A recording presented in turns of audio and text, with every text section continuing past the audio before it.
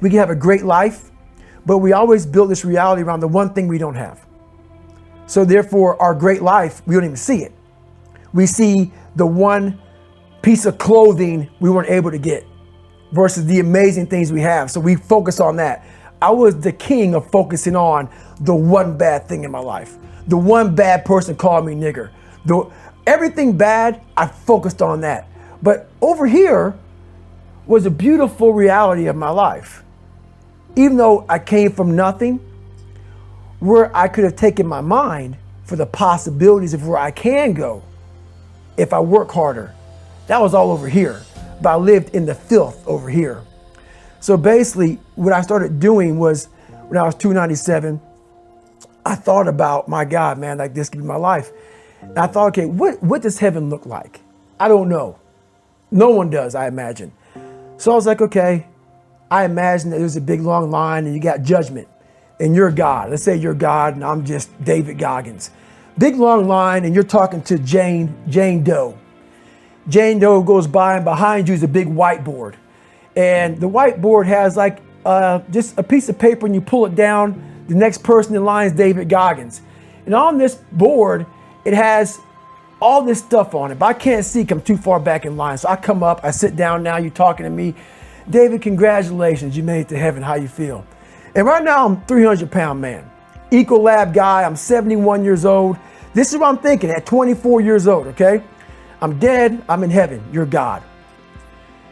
You pull the paper down, it says David Goggins. I'm reading it.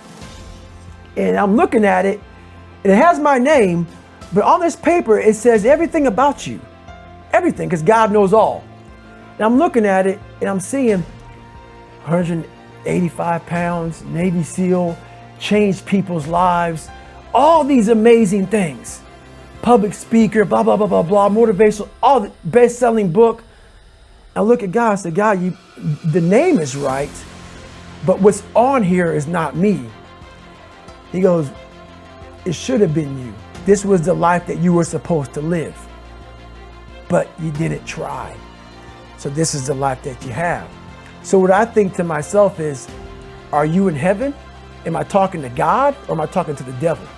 Because I'm in hell now to see that was supposed to be my life, but because I didn't try hard enough, because I didn't put forth every single bit of an ounce of pressure in my body into being better, they ended up being a 300-pound guy that made $1,000 a month, and I was fine there. That was okay. So that's how my mind works. It works that way to see, where is this gonna take me? What's the possibility? Well, I have resets, but my resets are like, I call them aid stations, mental aid stations.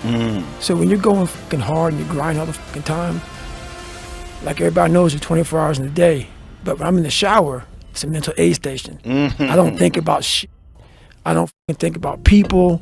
I don't think about work. I don't think about running. I don't think about working out. When I'm in the car, another fucking mental aid station.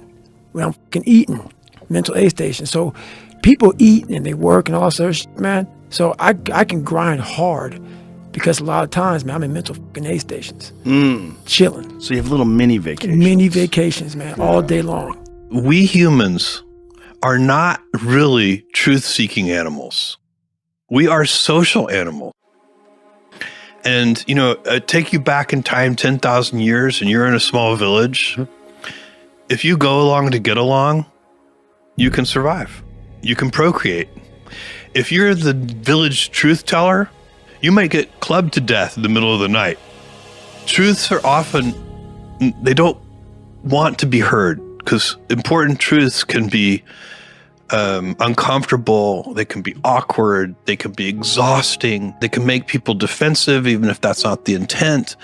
But any high-performing organization, whether it's a sports team, a business, you know, a political organization, an activist group, I don't care what it is, any high-performing organization has to have mechanisms and a culture that supports truth-telling. One of the things you have to do is you have to talk about that. And you have to talk about the fact that it takes energy to do that. And you have to talk to people. You have to remind people it's okay that it's uncomfortable. You have to literally tell people it's not what we're designed to do as humans. It's It's kind of a side effect. We can do that, but it's not how we survive. We mostly survive by being social animals, and being cordial and cooperative. And that's really important. And so there's science is all about truth telling. It's actually a very formal mechanism for trying to tell the truth.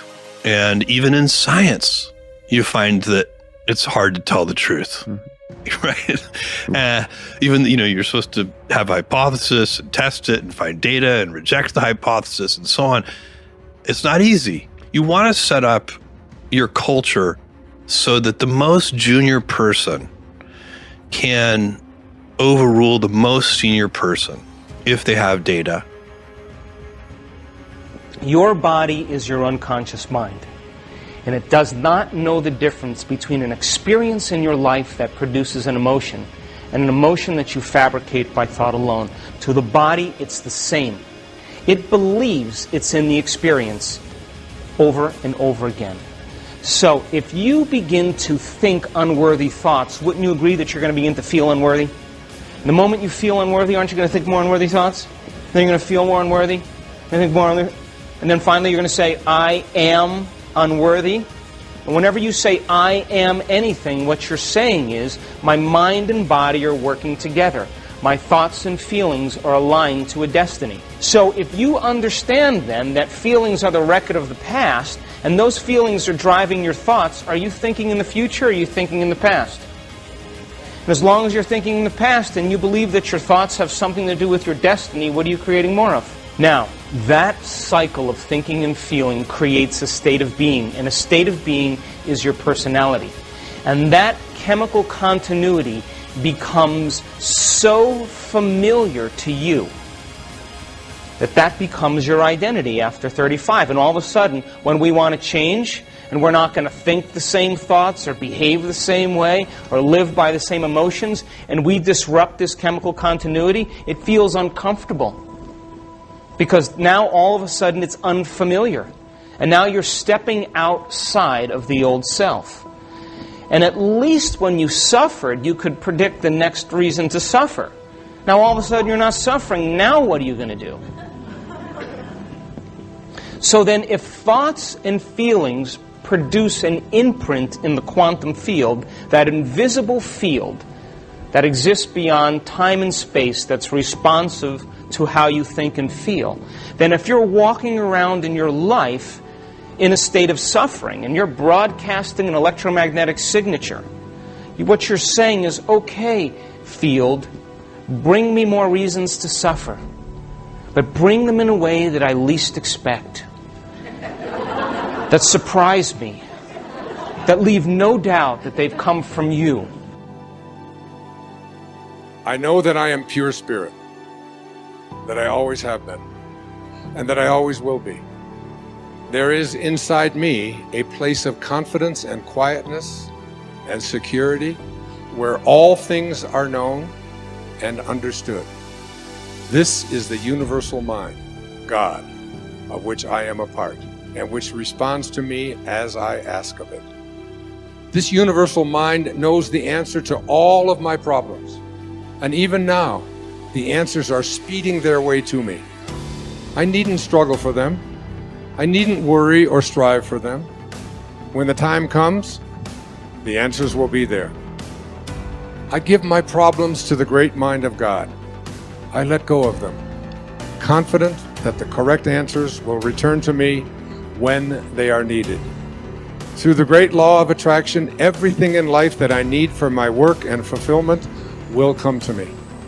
It is not necessary that I strain about this, only believe. For in the strength of my belief, my faith will make it so. I see the hand of divine intelligence all about me, in the flower, the tree, the brook, the meadow.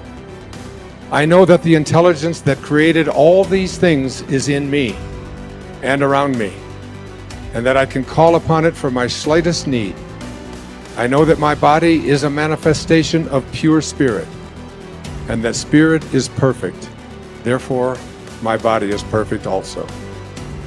I enjoy life, for each day brings a constant demonstration of the power and wonder of the universe and myself. I am confident, I am serene, I am sure. No matter what obstacle or undesirable circumstance crosses my path, I refuse to accept it, for it is nothing but illusion. There can be no obstacle or undesirable circumstance to the mind of God, which is in me, around me, and serves me now.